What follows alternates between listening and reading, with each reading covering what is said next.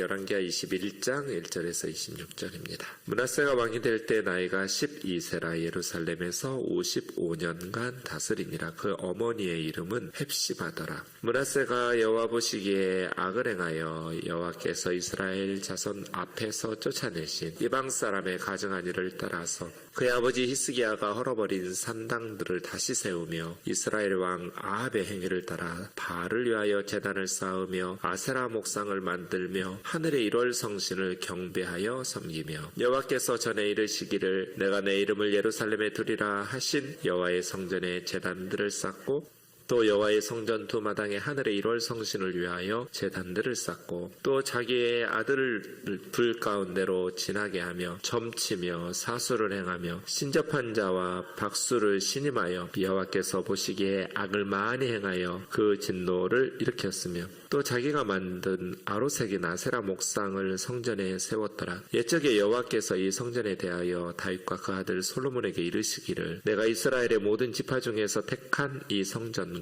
예루살렘에 내 이름을 영원히 둘지라. 만일 이스라엘이 나의 모든 명령과 나의 종 모세가 명령한 모든 율법을 지켜 행하며 내가 그들의 발로 다니는 그 조상들에게 준 땅에서 떠나 유리하지 아니하게 하리라 하셨으나 이 백성이 듣지 아니하였고 므낫세의 꾀을 받고 악을 행한 것이 여호와께서 이스라엘 자손 앞에서 멸하신 여러 민족보다 더 심하였더라. 여호와께서 그의 종 모든 선지자들을 통하여 말씀하여 이르시되 유다왕 므낫세가 이 가증한 일과 악을 행함이 그 전에 있던 아모리 사람들의 행위보다 더욱 심하였고 또 그들의 우상으로 유다를 범죄하게 하였도다. 그러므로 이스라엘의 하나님 여호와가 말하노니 내가 이제 예루살렘과 유다에 재앙을 내리리니 듣는 자마다 두 귀가 울리리라. 내가 사마리아를 잰 줄과 아깁의 집을 다림 보던 추를 예루살렘에 베풀고 또 사람이 그릇을 씻어 엎음같이 예루살렘을 씻어 버릴지라. 내가 나의 기업에서 남은 자들을 버려 그들의 원수의 손에 넘긴즉 그들이 모든 원수에게 도략거리와 겁탈거리가 되리니 이는 애굽에서 나온 그 조상 때부터 오늘까지 내가 보기에 악을 행하여 나의 진노를 일으켰음이니라 하셨더라.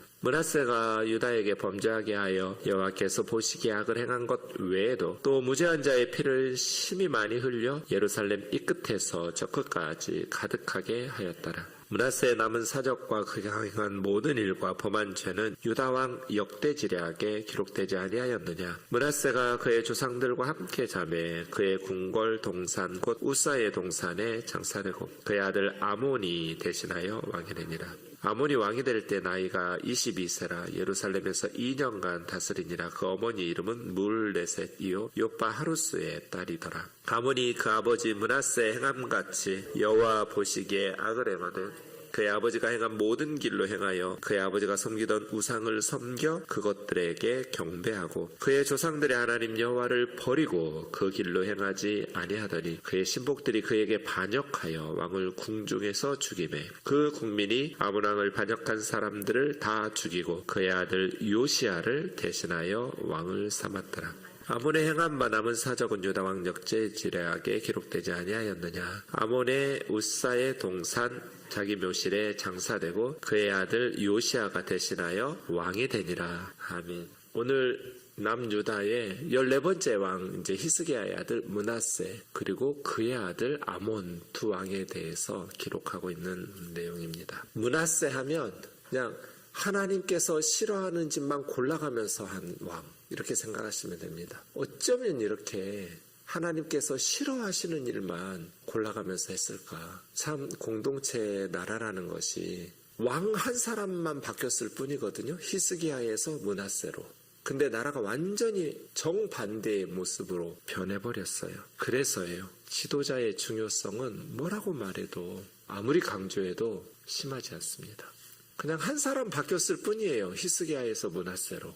근데 국가의 운명이 달라져 버렸어요. 히스기야는 아수르로부터 나라를 구원하고 살려낸 왕인데 그의 아들 므낫세는 남유다와 예루살렘을 영원한 하나님의 심판으로 몰아넣었던 왕입니다. 55년간 통치했습니다. 12살의 왕이 되어서 남북 이스라엘을 통틀어서 가장 오랫동안 다스린 사람 므낫세입니다. 55년. 그래서 그런 생각이 들어요. 왜 다른 왕들은 쿠데타도 자주 일어나고 뭐 병들어서 죽기도 하고 그러던데 왜 하나님께서 이렇게 악한 왕을 55년 동안이나 통치하게 하셨을까? 우리 생각에는 이렇게 악한 왕은 좀 짧게 통치하다가 선한 왕으로 좀 바뀌었으면 좋았을 텐데 우리가 그 이유는 다 알 수 없지만 성경에 기록이 없어요. 근데 이제 저 혼자 생각하는 거예요. 그러니까 정답일 수도 있고 아닐 수도 있겠죠? 하나님께서 기회를 주신 거 아닌가? 회개하라고. 므낫세에게 하나님께서는 오래 참으시면서 그냥 시간 55년만 보내도록 하신 건 아니거든요. 오늘 본문에도 나오지만 선지자들을 계속 보내시면서 10절 보시면 여호와께서 그의 종 모든 선지자들을 통하여 말씀하여 이르시되, 그러니까 하나님은 그냥 므낫세의 악행을 지켜보고만 계신 게 아니에요. 모든 선지자들을 통해서 말씀하셨어요. 그래서 왜 이렇게 악한 왕이 오랫동안 통치하도록 하나님은 방치하셨는가 싶지만 하나님께서 방치하신 게 아니에요. 선지자들을 보내셔서 말씀을 주시면서 회개하고 돌아오도록 오래 참고 기다리시면서 기회를 주신 거죠. 지금도 동일하겠죠? 역사 가운데 우리는 왜 하나님이 역사의 주인이라고 말씀하시면서 이렇게 악한 사람들을 심판하지 않으시고 억울하게 의로운 사람들이 죽임을 당하고, 이건 뭐 창세기부터 죽어야 되면 가인같이 악한 사람이 죽어야지 왜 아벨같이 선한 사람이 억울한 죽임을 당하는가? 하나님은 뭐 하시는가? 우리가 하나님의 뜻을 다 이해할 수는 없지만 아벨은 천국 가잖아요. 그렇게 억울한 죽임을 당하더라도. 그런데 가인은 하나님께서 오랫동안 회개할 수 있는 기회를 더 주시는 것 아닐까? 이게 그냥 저의 생각이니까 정답일 수도 있고 아닐 수도 있는, 성경에서는 말씀하시지 않은 그러한 내용들입니다. 어쨌든 언제나 영적인 타락이 윤리적인 타락, 사회적인 타락으로 이어진다는 것을 기억해야 돼요. 그래서 국가나 개인의 겉모습으로 보면 그냥 윤리적인 문제인 것 같고 사회적인 문제인 것 같지만 깊숙이 안으로 본질을 파고 들어가 보면 영적인 문제예요. 그 사람이 누구를 따랐는가? 제가 미국에 있을 때 우리 이동희 전도사님, 박형정 전도사님이 주일 설교했잖아요. 저는 이제 온라인 예배를 드리면서 형정 전도사님이 데살로니가서 말하면서 본받은 자, 그러니까 누구를 본받을 것인가? 인생은 다 모방으로 시작하잖아요. 똑같이 엄마가 낳은 쌍둥이라도 한 아이가 미국에서 자라고 한 아이가 한국에서 자라면 둘 다 엄마 아빠가 똑같으니까 한국말 하는 거 아니잖아요. 어려서부터 들은 대로 미국에서 자란 아이는 한국말 몰라요. 영어밖에 몰라요. 한국에서 자란 아이는 영어는 몰라요. 한국말만 해요. 누구 말을 듣고 누구의 삶을 보고 본받으면서 모방하면서부터 인생이 시작되거든요. 신앙생활도 똑같아요. 누구를 본받을 것인가? 그래서 리더들의 역할이 중요해요. 어떤 모습을 보이는 리더, 완전한 리더가 어디 있겠어요, 세상에. 그러니까 여러분은 무조건 따라가지 말고 하나님의 말씀인 성경과 잘 비추어 보면서 좋은 점은 본받고 잘못된 점은 여러분은 말씀을 따라야지, 잘못된 리더의 모습들을 생각 없이 따라가다가 어리석은 것을 본받으면, 모방하면 신앙이 망하는 거죠. 므낫세가 자기 아버지 히스기야를 본받았으면 얼마나 좋았겠어요. 근데 므낫세 하는 짓은 할아버지 아하스하고 똑같았고 그것을 더 심하게, 악하게, 더 많이. 그러니까 누구를 모방할 건가? 누구를 본받을 것인가? 왜 할아버지를 본받냔 말이에요. 아버지 히스기야가 있는데. 여호와 보시기에 악을 행하여, 이제 7가지를 이야기하는데요. 첫 번째 2절 보세요. 이스라엘 자손 앞에서 쫓아내신 이방 사람의 가증한 일을 따라서, 그러니까 므낫세는 이방 사람들의 종교와 문화를 그대로 본받은 거죠. 이방 사람하고 다른 게 없었고 심지어 하나님께서 아모리 사람보다 더 심했다. 이방 사람들보다 더 이방 사람 같았다. 예수님을 믿는데 세상 사람들보다 더 세상 사람같이 타락했다. 더 했다. 그게 무슨 예수님을 믿는 사람이겠어요. 이게 이제 거룩의 상실이거든요. 거룩이라는 단어가 뭐예요? 구별됐다는 뜻이거든요.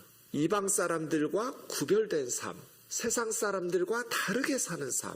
우리 주일학교 아이들 노래 중에 다르게 살아, 그런 노래가 있어요. 다르게 살아, 너와 나는 다르게 살아. 우리 아이들이 어려서부터 세상 사람들하고 다르게 살아야 돼. 이걸 거룩이라고 그래요. 거룩. 바르게 산다. 하나님의 자녀답게 살아야죠. 므낫세는 하나님의 자녀인데 왜 하나님의 자녀가 이방 사람처럼 살고 이방 사람보다 더 심하게 우상 숭배하냔 말이에요. 이것이 첫 번째 문제였어요. 므낫세에 누구를 모방하느냐, 누구를 따라가느냐. 하나님의 자녀면 하나님의 자녀답게 살아야죠. 어떻게요? 하나님 말씀대로, 성경 말씀대로 가까이 하나님의 말씀을 곁에 두고 주야로 그 말씀을 묵상하면서 그 가운데 기록된 대로 다 지켜 행하였다면 하나님께서 므낫세의 55년 동안 얼마나 복되게 기뻐하시면서 은혜를 베푸셨겠어요. 므낫세는 그러지 못했어요. 그리고 두 번째가 산당이에요. 아버지 히스기야가 최초로 허물었거든요. 산당들을. 다시 산당들을 다 짓기 시작했어요. 히스기야 종교개혁의 꽃이 산당이거든요. 히스기야가 유사 이래 최초로 솔로몬 때부터 제거되지 못했던 그 전부터 존재하고 있었던 이 산당들도 다 제거하거든요. 히스기야 개혁의 꽃이었는데 산당들을 다시 세우고, 세 번째는 북이스라엘의 아합의 길을 따랐어요. 아합과 이세벨. 그게 뭐예요? 바알과 아세라죠. 이세벨이 데리고 온. 바알과 아세라를 제단 쌓고 목상 만들고, 네 번째는 하늘의 1월 성신이에요. 해, 달, 별들. 성경에 의하면 이건 하나님이 만드신 물건들이에요. 피조물들이죠. 그런데 고대 근동에서는 다 이게 신격화되어 있었어요. 해, 달, 별들. 이집트는 해가 가장 큰 신이에요.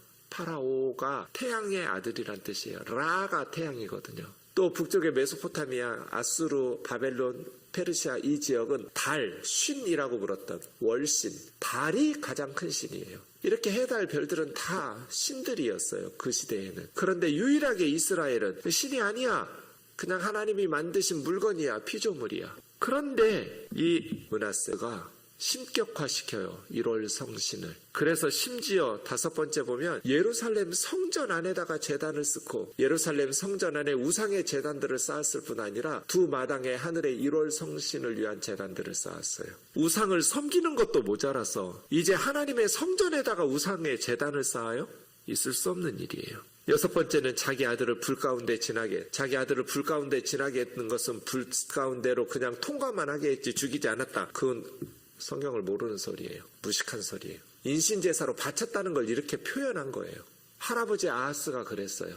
왜 할아버지를 본받냐고요. 그렇게 악한 왕을. 아버지 히스기야가 있는데 자기 아들을 불 가운데로 지나게 하면서 산채로 불살라 바치는. 그리고 일곱 번째 마지막으로 점치고 사수를 행하고 신접한 박수를 신임하여. 그러니까 왕이 이런 박수무당들을 신임하고 신접한 자들을 신임하고 점치는 사람들, 점쟁이들을 가까이 두니까 국정이 제대로 운영될 리가 있어요? 나라가 제대로 돌아갈 리가 있냐고요. 김건희 여사 정신 차려야 돼요. 신접한 사람들, 박수무당들 손바닥에 왕자 쓰고 나오고 국정이 제대로 돌아갈 리가 있냐고요. 여호와 보시기에 악을 많이 행하여. 므낫세 55년. 영적으로 타락하니까 윤리적으로 타락할 수밖에 없죠. 문제는 9절이에요. 이 백성이 듣지 아니하고 므낫세의 꾀물 받고 악을 행한 것이 여호와께서 이스라엘 자손 앞에서 멸하신 여러 민족보다 더 심하였더라. 지도자 한 사람만 탓할 수 있어요? 다 대통령 탓이에요? 아니요. 백성이 정신 차렸다면, 지도자가 엉망이면 백성들이라도 정신을 차렸어야죠. 지도자 한 사람에게 모든 책임을 떠맡기고 우리는 잘못 없어 이렇게 면피할 수 없어요. 이 백성이 므낫세의 꾀물 받았다. 이게 뭐예요? 백성들의 죄도 므낫세 한 사람에게 떠넘기고 책임을 외면할 수 없다는 뜻이에요. 지도자에게만 모든 책임을 뒤집어 씌워서 백성들은 죄가 없는 것처럼 그럴 수 없어요. 백성들이 지도자의 꾀물 받지 않고 정신 똑바로 차리고 그 지도자에 항거하고 쓴소리를 하고 왕을 마음대로 악을 행하지 못하도록 정신 차리고 있었어야 돼요. 우리 대통령이 잘못하면 우리 잘못은 없어요? 국민들의 책임은 없어요? 그렇잖아요. 9절 말씀처럼 백성들이 정신을 차리고, 특별히 교회가 정신을 차리고 크리스찬들이 정신을 차리고 바르게 기도하고 바른 목소리를 내고 성숙한 시민의식을 가지고 성경적 가치를 지키고 하나님의 백성들답게 살아간다면 리더들이 그렇게 함부로 악을 행할 수 없겠죠. 하나님은 뭐 하셨는가? 10절 말씀드린 것처럼 선지자들을 보내셨어요. 그런데 선지자들, 이게 이제 영적 싸움이 되겠죠? 하나님을 섬기는 참 선지자들과 우상 숭배하는 므낫세 왕과 그의 떨거지들하고 치열한 영적 싸움이 있을 때 하나님의 백성들이 목숨 걸고 싸웠어야 되는데 패배했어요. 왜요? 너무나 악하게 이사야 선지자를 톱으로 썰어 죽인 왕이 므낫세예요. 참 선지자들을 왕이 다 죽이니까 백성들이 그 왕 앞에서 쥐죽은 듯이, 이 선지자들은 왕에게 하나님의 말씀을 전한다. 이건 목숨 걸어야 될 일이잖아요. 이런 므낫세 같은 왕에게 하나님의 말씀을 전한다는 것은 목숨 걸고 전하는 거거든요. 그런데 므낫세가 다 제거해요. 그래서 13절, 하나님은 사마리아, 북이스라엘이죠. 사마리아를 잰 줄과 아합의 집에 다림줄 보던 추를 예루살렘에 베푼다. 이건 뭐예요? 줄과 추는 줄자잖아요. 똑같이 재겠다는 거예요. 그러니까 북이스라엘을 재던 똑같은 줄로 예루살렘과 유다도 재겠다. 사마리아가 그 하나님의 기준으로 보니 삐뚤어졌어. 삐뚤어진 담은 헐고 다시 쌓아야죠. 그거 계속 담 쌓아 올리고 그 안에서 살면 그 집은 무너질 건데요. 다림줄은 빤듯하게 땅에서부터 세우라고 줄과 추를 놓고 그렇게 벽돌을 쌓아 올리는 거잖아요. 사마리아를 재던 줄과 추를 예루살렘과 유다에, 사마리아가 멸망한 그 똑같은 기준으로 예루살렘에도 하시겠고, 사람이 그릇 씻어 엎음같이 그릇을 씻어 엎었다는 건 뭐예요? 그릇을 여러분 물로 깨끗이 세제로 씻으면 아무것도 남기지 않고, 음식물이나 찌꺼기가 남기지 않고 깨끗하게 그릇을 씻어가지고 엎어놓아서 물 빠지도록 하듯이, 그 말은 어떤 음식도 남겨놓지 않고 깨끗하게 씻어버리듯이 하나님께서 예루살렘을 깨끗하게 씻어버릴 거다. 죄인된, 때 묻은, 더러운, 버려야 될 타락한, 이게 얼마나 무서운 말이에요. 그릇 씻어 엎어놓듯이 예루살렘을 씻어 엎어버릴 거야. 모든 더러운 것을, 북이스라엘 사마리아를 멸망시키던 그 기준으로 예루살렘에도, 뭐 다윗의 후손이니까 봐줄 거야, 히스기야 아들이니까 좀 봐줄 거야, 그런 게 어디 있어요. 하나님은 공의로우신 분인데. 그래서 이스라엘 백성들은 멸망하게 된 것이죠. 15절에 있는 것처럼 출애굽 때부터 오늘까지 이스라엘은 계속 반역을 되풀이하고 그렇게 악행을 되풀이했어요. 영적인 타락은 16절에 있는 것처럼 윤리적인 타락과 사회적인 타락으로 이어져요. 무죄한 자의 피를 심히 많이 흘려 예루살렘 이 끝에서 저 끝까지 가득하게. 어떻게 죄 없는 자의 피를, 이 죄 없는 자 중에 가장 먼저 희생당하는 게 이사야 같은 참 하나님의 선지자들, 정직하고 바르게 살도록 메시지를 전하는 선지자들이겠죠. 그러니까 영적인 타락은 사회의 부정부패로 이어져서 정의로운 무죄한 자들이 피를 흘리게 돼요. 이렇게 참된 영적인 각성이 이루어지려면 사회개혁으로 이루어져서 정의로운 자들이 피 흘리지 않는 세상을 만들거든요. 평양 대부흥운동, 원산 대부흥운동을 통해서 사회개혁운동이 일어났어요. 술집이 문을 닫고 첩질이 끊어지고 또 우상숭배가 끊어졌을 뿐 아니라 모든 거짓과 죄악이. 그래서 영적 부흥은 사회개혁으로 이루어져요. 종교개혁도 그랬어요. 500년 전에 종교개혁이 일어나고 그 사회가 개혁되기 시작했어요. 그 다음 19절에 보면 15번째 이 아몬이라는 므낫세의 아들인데요. 2년 만에 쿠데타가 일어나가지고, 이 아몬은 할아버지 히스기야를 본받았으면 얼마나 좋았을까요? 근데 자기 아버지 므낫세를 본받았어요. 아버지 므낫세를 본받아서 므낫세가 행한 길로 그렇게 갔어요. 므낫세를 따라서. 그래서 2년 만에 신하들에 의해서 쿠데타가 일어나서 살해당하고 이제 요시야가 왕이 된 것이죠. 역사의 흐름을 보면서 우리가 서 있는 지금 이 순간 우리는 어떻게 기도하고 어떻게 살아가야 할 것인가. 한 사람 한 사람이 하나님 주신 우리의 삶을 소중하게 가꾸면서 또 우리 개인과 가정뿐 아니라 교회를 먼저 생각해야죠. 교회가 망가지는데 어떻게 우리 가정과 우리 자녀들이 바른 신앙생활을 하겠어요. 나라가 망가지는데 어떻게 교회가 하나님이 주신 사명을 잘 감당할 수 있겠어요. 그래서 내 개인과 가정뿐 아니라 교회와 나라를 위해서 기도하고 또 바른 시민의식을 가지고 성숙한 시민으로 살아낼 수 있는 우면동 교우들 되시길 주의 이름으로 축원합니다.